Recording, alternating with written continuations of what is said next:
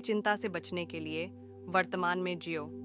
भविष्य की चिंता करने की बजाय वर्तमान में जो हो रहा है उस पर ध्यान दें। अपने विचारों को नियंत्रित करें।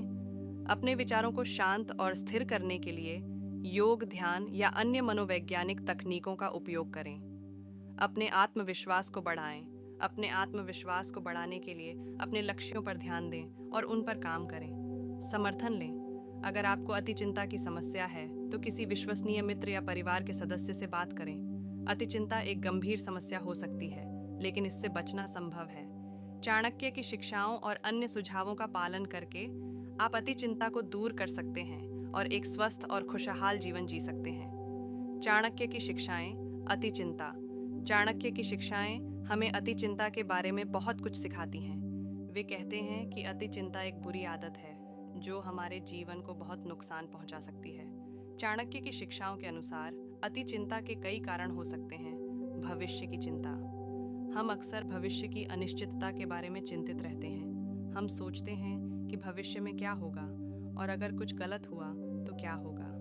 यह चिंता हमें वर्तमान में जीने से रोकती है और हमें तनाव और चिंता का कारण बनती है।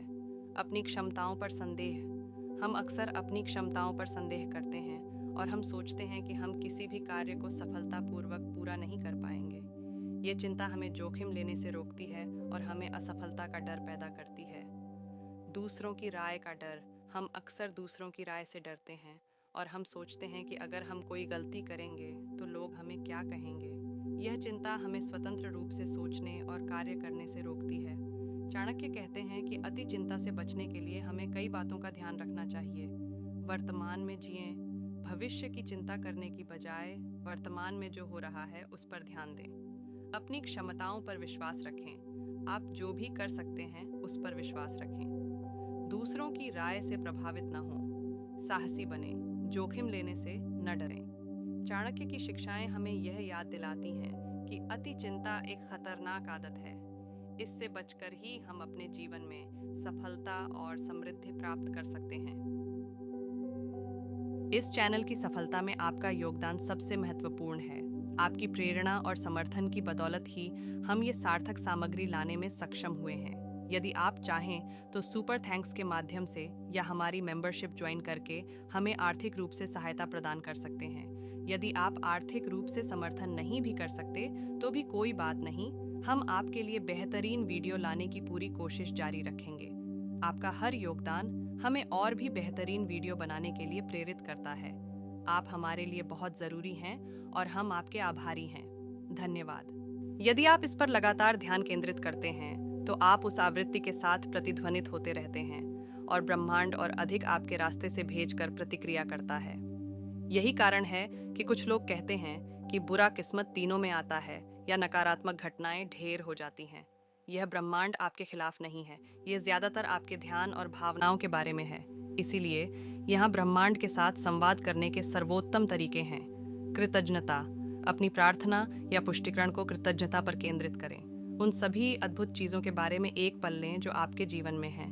भगवान, ब्रह्मांड या आप जो भी उच्च शक्ति में विश्वास करते हैं के लिए धन्यवाद व्यक्त करें। जीवन के उपहार के लिए आभारी रहें। सांस लेने की क्षमता, आपके अंगों का कामकाज, आपके दिल की धड़कन और आपके पास सभी आशीर्वाद जैसे अपनी शरीर को हिलाने की क्षमता, सूरज की गर्मी और आप जो ताज़ा हवा सांस लेते हैं। अपनी प्रार्थना में जितनी अधिक चीज़ें आप सूचीबद्ध कर सकते हैं उतना बेहतर होगा। स्पष्ट इरादे। एक बार जब आपका दिल कृतज्ञता से भरा हो तो अपने इरादों पर ध्यान देने का समय है।